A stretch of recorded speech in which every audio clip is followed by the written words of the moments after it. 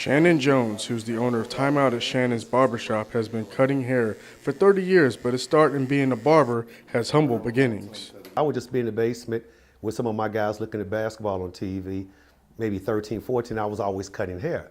And so my friends would give me $4 or $5 here and there, and I'm like looking around, I'm like, man, I got $85, $90 in my pocket. So then my mother said one day, why don't you go to school? And I was like, yeah, like I can make a living standing on my feet all day.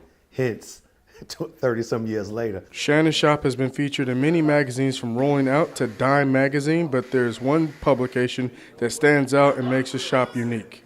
That story came about, they wanted to do a piece on gym shoes in the neighborhood and things like that, but when a young lady named Maureen Taffet came in, the story changed to, instead of from gym shoes, to the influence of the barbershop. I guess she heard a couple of clients asking, I'm going on the first date, what restaurant, what about this, what about that? So it kind of went from the gym shoe story to the influence barbershops and hair salons have in the community. So it was kind of like crazy because that was the first time I guess they featured a barber on the cover of the Wall Street Journal. It's that influence in the community that got Martin Nance through the door, and he's been a regular for 6 years.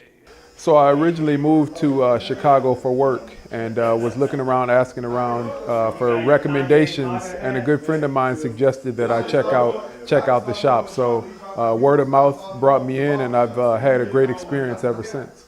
As a client myself, I can see why Shannon's been a pillar in the community. It cutting hair so long, the service is great, the professionalism is there, and it does feel like a country club atmosphere. Hopefully he can replicate that success in his new shop later on down the road. Reporting in Greektown, Eric Frazier, Medill Reports.